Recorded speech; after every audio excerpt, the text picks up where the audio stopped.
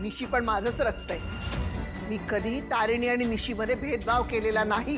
भेदभाव केलाच नाहीये तुम्ही, पण प्रेमाने कधी जवळही घेतलं नाहीये। एकदा तरी आठवतंय का हो तुम्हाला?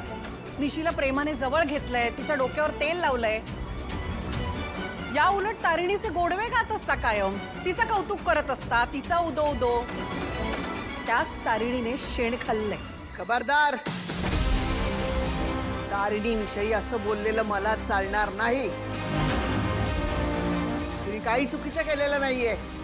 अहो मी कुठे म्हणते चुकीचं केलंय, फक्त पळून जाऊन लग्न केलंय आणि 4 चौघामध्ये नाक कापलं एवढंच। असं काहीही झालेलं नाहीये।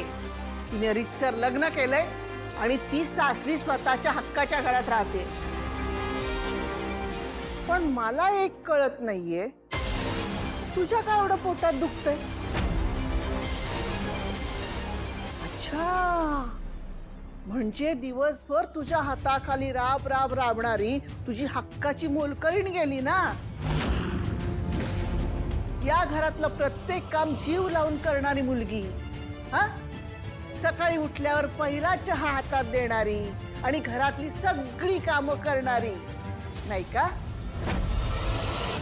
आणि आज माझ्या तारिणीनं स्वतःचा विचार केला तर लगेच तुला खुपलं? हो खुपतंय, कारण माझ्या निशीच्या संसारात डवळाडवळ करते ती, आणि एक आई म्हणून हे मान्य नाहीये मला।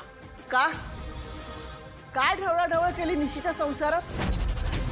अच्छा, म्हणजे युवराजरावांच्या संपत्तीत एक वाटेकरी निर्माण झाला, याचा त्रास होतोय तुला? पण कान उघडून एक गोष्ट लक्षात ठेवायची, माझ्या तारिणीला तुझ्या लेकीच्या संपत्तीत आणि इस्टेटीत काडीचाही रस नाहीये। मुळात ती तशी नाहीच आहे ग, खात्री आहे मला। हे तुम्ही सांगू नका मला, लबाड आहे तुमची तारिणी। केदार खांडेकरांचा मुलगा आहे म्हटल्यावर लग्न करून मोकळी झाली त्याच्याशी। तिला हे समजण्याच्या आधीच तिने लग्न केलं होतं। बोललात मध्ये? आई आणि मुलगा मिळून तिच्या चुकांवर पांघरून घाला कायम, पण ते काही नाही। निशीच्या संसारात जर तिने अडचण आणली ना, तर दाखवून देईन तिला रेखा काय आहे ते। कशी आई आहेस ग तू, कशी आई आहेस? तारिणीच्या जागी निशी असती तर असंच म्हणाली असतीस? निशी आणि तारिणीची तुलनाच होऊ शकत नाही। निशी कुठे, तारिणी कुठे? तिच्या आईमुळे लोकांनी येता जाता अपमान केलाय आणि आज तिच्यामुळे नाक कापलं गेलंय। ते काही नाही, आजपासून या घराचे दरवाजे तारिणीसाठी कायमचे बंद।